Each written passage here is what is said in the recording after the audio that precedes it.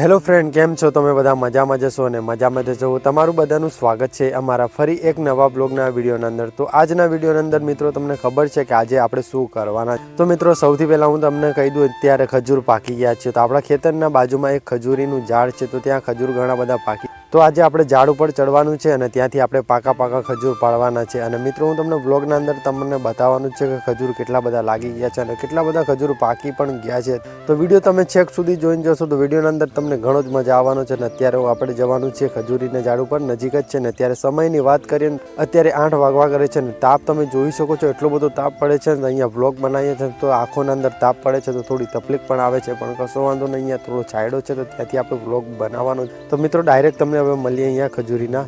જુઓ મિત્રો, આપણા ખેતરના બાજુના અંદર આ ખજૂરીનું ઝાડ છે અને ત્યાં ઉપર ખજૂર પાકી ગયા છે. તમને હું થોડું ઝૂમ કરીને બતાવી. જુઓ મિત્રો, અહીંયાથી ઝૂમ કરીએ છીએ ને તમને અહીંયા થોડું ક્લિયર પણ દેખાતું હશે. તમે જોઈ શકો અત્યારે ખજૂર લાગી ગયા છે ને અમુક જગ્યા પર ખજૂર પાકી પણ ગયા છે. તો ખજૂર એવું નથી કે નથી પાકી ગયા છે, પણ અહીંયા એક સમસ્યા એ છે કે આની પર ચડવું કેવી રીતના. તમે જોઈ શકો છો આના કાંટા કેટલા ખરાબ હોય છે, તમને ખબર. તો તેના માટે આપણે અહીંયા વિચાર કરીએ કે ખરેખર અહીંયાથી ચડવું કેવી રીતના. તો આપણે ઘરે જવાનું છે અને ત્યાર પછી ત્યાંથી કોવાડી લઈને આવો અને સૂકા ડાળા છે ને એને કાપી નાખવાનું છે અને ત્યાર પછી એક કેણું લઈને આવવાનું છે. અને તમે જોઈ શકો મિત્રો, અત્યારે હું થોડુંક નજીક જઈને બતાવી દઉં.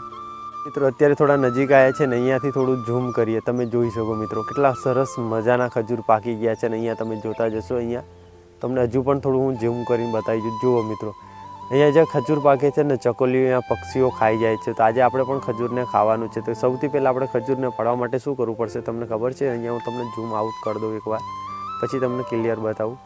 તો અહીંયાથી ઝૂમ આઉટ કરી દીધું છે અને જોઈ શકો છો આ સૂકા જે ડાળા છે ને એના અંદર બહુ મોટા ખરાબ કાંટા છે. અહીંયા તમે જોઈ શકો છો આવી રીતના જે આપણે નીચે પાડ્યા છે ને એ રીતના સૂકા જેટલા પણ ડાળા છે ને એની નીચે પાડી દેવાના છે. અને ત્યાર પછી આપણે ઉપર ચડીએ. અને જે ખજૂર ખાવામાં મહેનત વધી જવાની હતી તેના માટે અત્યારે ખજૂર ખાવાનું પ્રયાર કેન્સલ રાખ્યું છે. કેમ તો જેના ડાળા સુકાઈ ગયેલા છે ને એને નીચે પાડવા પડશે, ત્યાર પછી આપણે ઉપર ચડી શકશું.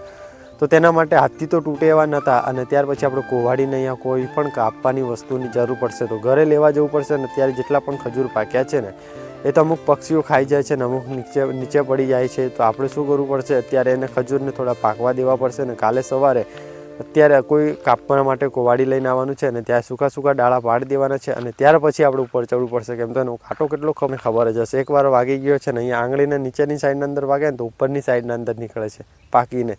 એ બધું તમને ખબર જ હશે કે આ ખજૂરીનો કાંટો કેટલો ખરાબ હોય છે. અને ગાઈસ, તમને મારો વિડીયો પસંદ આવ્યો તો વિડીયોને એક લાઇક અને ચેનલને સબસ્ક્રાઈબ કરીને જરૂરથી જવાનું. અને બધાને નવા બ્લોગમાં મળીએ. ત્યાં સુધી તમને બધાને જય શ્રી કૃષ્ણ, જય દ્વારકાધીશ.